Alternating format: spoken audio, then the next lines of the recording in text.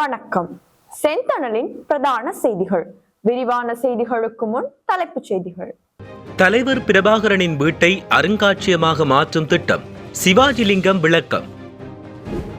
யாழில் பரபரப்பை ஏற்படுத்திய துப்பாக்கிச் சூடு, சிறுவன் பலி, களத்திற்கு விரைந்த நீதவான். நெருங்கும் சாதாரண தர பரீட்சை திணைக்களத்தின் முக்கிய அறிவிப்பு. யாழ் மருதனார்மடம் சந்தைக்கு துப்பாக்கியுடன் வந்த மர்ம நபரால் பரபரப்பு. வட்டிப்பண தகராறில் இளைஞர் கழுத்தறுத்து கொடூர கொலை.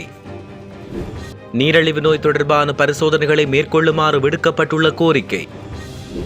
கொழும்பு பிரபல பாடசாலையின் காணொளி, சட்ட உதவியை நாடியுள்ள குழு. கோர விபத்தில் சிக்கி 2 இளைஞர்கள் பலி, போலீசார் வெளியிட்ட தகவல். பதுளையில் விவசாயி ஒருவர் கொடூரமாக படுகொலை.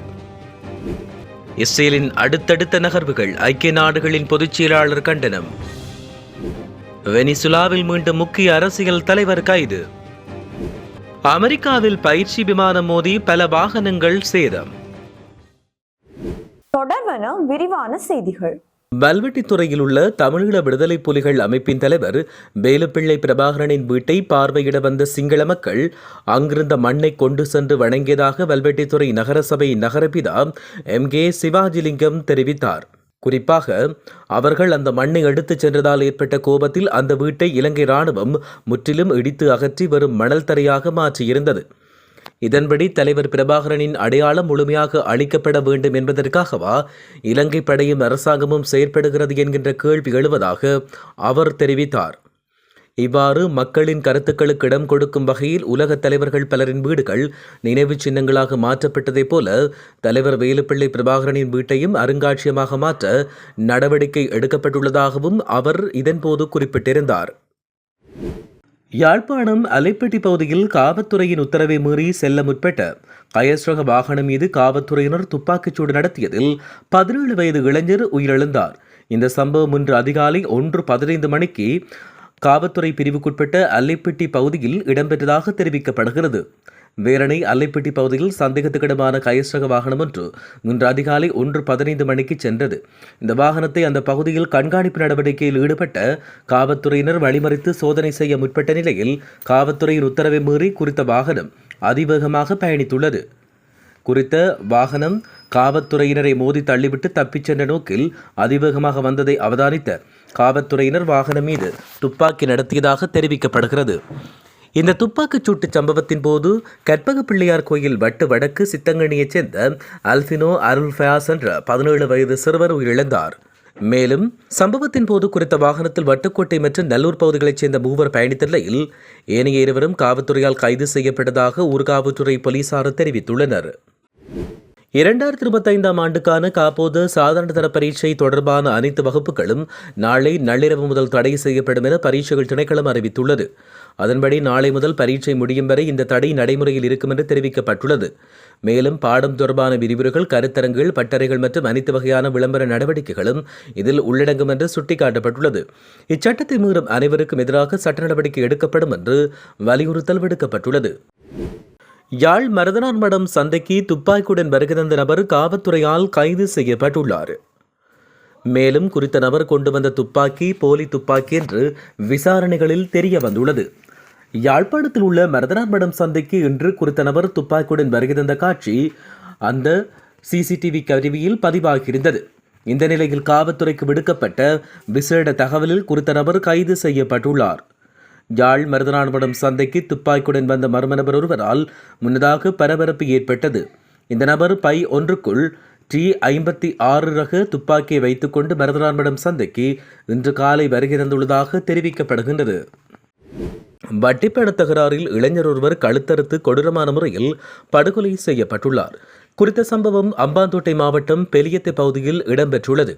சம்பவத்தில் கட்டுவனைச் சேர்ந்த 28 வயதுடைய இளைஞரை உயிரிழந்துள்ளதாக தெரிவிக்கப்படுகிறது.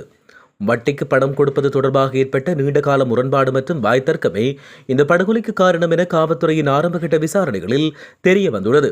நேற்று மாலை ஏற்பட்ட மோதலின் போது சந்தேக நபர்கள் மேற்படி இளைஞரின் கழுத்தை அறுத்துவிட்டு தப்பிச் சென்றுள்ளதாக தெரிவிக்கப்படுகின்றது. நீரிழிவு நோய் ஏற்படுவதற்கான பரிசோதனைகளை அனைவரும் மேற்கொள்ள வேண்டும் என யாழ்ப்பாண போதனா வைத்தியசாலையின் நீரிழிவு வைத்திய நிபுணர் M. அரவிந்தன் கோரிக்கை விடுத்துள்ளார். தொடர்ந்தும் கருத்து வெளியிட்டுள்ள அவர் நீரிழிவு நோயின் காரணமாக உடல் மெலிவு, எடை குறைவு, பாரிசவாதம், மாரடைப்பு என்பனவும் அதன் நோயின் தீவிரத்தன்மைக்கு ஏற்ப அதிகம் ஏற்படுவதாக தெரிவித்தார். நீரிழிவு தொடர்பான தவறான அபிப்பிராயங்களாக காணப்படுகின்றது. பயன்படுத்தப்படும் மருந்துகள் தொடர்பிலும் அதன் பயன்பாடுகள் தொடர்பிலும் குறித்த தவறான கருத்துக்கள் நிலவி வருவதாக அவர் குறிப்பிட்டுள்ளார். கொழும்பு மாவட்டம் அதிகளவான அதற்கு அடுத்தபடியாக நோயாளர்கள் அதிகமுள்ள மாவட்டமாக யாழ்ப்பாண மாவட்டம் காணப்படுவதாகவும் தெரிவிக்கப்பட்டுள்ளது. எனவே எதிர்வரும் காலங்களில் அனைவரும் நீரிழிவு தொடர்பான வைத்திய பரிசோதனைகளை மேற்கொள்வது கட்டாயமானது என்றும் தெரிவிக்கப்பட்டுள்ளது. இதேவேளை இளைஞர்கள் முதல் வயோதிபர்கள் வரை நீரிழிவு சம்பந்தமான நோய்களுக்குரிய அனைத்து வகையான பரிசோதனைகளையும் மேற்கொள்ள வேண்டும் என்றும் இதன்போது தெரிவிக்கப்பட்டுள்ளமை குறிப்பிடத்தக்கது. கொழும்பில் உள்ள பிரபல பாடசாலையைச் சேர்ந்த ஒரு மாணவர் மற்றும் பெண் ஆசிரியர்களின் சர்ச்சைக்குரிய காணொலி தொடர்பில் ஆசிரியர்கள் குழுவொன்று சட்ட உதவியை நாடியுள்ளனர். முன்னாள் தலைமை மாணவரின் தவறான நடத்தைக்கு அதிகாரிகள் அமைதியாக இருந்ததாக கூறி சட்ட உதவியை நாடியுள்ளனர். மாணவனின் அழுத்தம் குறித்து அதிபர் மற்றும் நிர்வாகத்துக்கு தெரிவித்த போதிலும் அவர்கள் சரியான நடவடிக்கை எடுக்கவில்லை என்று கூறி ஆசிரியர்கள் மொரலை போலீஸ் நிலையத்தில் முறைப்பாடு அளித்துள்ளனர். குறிப்பிட்ட மாணவர் ஆசிரியர்களுக்கு சிரமத்தை ஏற்படுத்தும் வகையில் தொடர்ந்து நடந்து கொண்டதாக தெரிவிக்கப்படுகிறது. இந்த விவகாரம் தொடர்பில் அதிபர், பிரதி அதிபர் மற்றும் மாணவருக்கு பொறுப்பான ஆசிரியரிடம் பல சந்தர்ப்பங்களில் தெரிவித்த போதிலும் தங்களுக்கு நீதி கிடைக்கவில்லை என ஆசிரியர்கள் குற்றம் சுமத்தியுள்ளனர். முந்தைய முறைப்பாடுகளை புறக்கணித்த அதிகாரிகளின் நடவடிக்கைகளுக்கு காரணத்தை விசாரிக்குமாறு முறைப்பாட்டாளர்கள் போலீசாரிடம் கோரிக்கை விடுத்துள்ளனர். தம்புள்ளை கபரண பிரதான வீதியில் உள்ள தேமதக பகுதியில் வானொன்றுடன் மோட்டார் சைக்கிள் மோதி 2 இளைஞர்கள் உயிரிழந்தனர். நேற்று இரவு இடம்பெற்ற இந்த விபத்தில் மோட்டார் சைக்கிளில் பயணித்த 2 இளைஞர்களை இவ்வாறு உயிரிழந்தனர். வேனின் சாரதி காயமடைந்து தம்புள்ளை ஆதார வைத்தியசாலையில் அனுமதிக்கப்பட்டதாக சிகிரியா போலீசார் தெரிவித்தனர். இவ்வாறு உயிரிழந்தவர்கள் 18 மற்றும் 20 வயதுடைய தம்புள்ளை மற்றும் தனமன்வில பகுதியில் வசிப்பவர்களாவர். மேலும் திகம்பதக பகுதியில் உள்ள சுற்றுலா விடுதியில் பணிபுரிந்தவர்கள் என்றும் தெரிவிக்கப்படுகின்றமை குறிப்பிடத்தக்கது. பதுளையில் விவசாயி ஒருவர் வெட்டி படுகொலை செய்யப்பட்டுள்ளார். இந்த பயங்கர சம்பவம் பதுளை மாவட்டம் கப்புத்தலை போலீஸ் பிரிவுக்குட்பட்ட பகுதியில் இடம்பெற்றுள்ளதாக தெரிவிக்கப்பட்டுள்ளது. தாக்குதலுக்குள்ளான நபர் பொரளந்த வைத்தியசாலையில் அனுமதிக்கப்பட்ட பின்னர் சிகிச்சை பலனின்றி உயிரிழந்தார். கொலை செய்யப்பட்டவர் பிடபுல பகுதியைச் சேர்ந்த 65 வயதுடையவர் என்று தெரிவிக்கப்பட்டுள்ளது. இவருக்கு சொந்தமான விவசாய நிலத்தில் இந்த கொலை இடம்பெற்றுள்ளதாகவும் போலீசாரின் ஆரம்பகட்ட விசாரணைகளில் தெரிய வந்துள்ளது. கொலைக்குரிய காரணமும் சந்தேக நபர்களின் அடையாளமும் இன்னும் வெளியாகவில்லை என போலீசார் குறிப்பிட்டுள்ளனர்.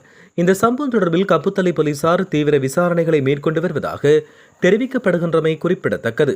இனி சர்வதேச செய்திகள்.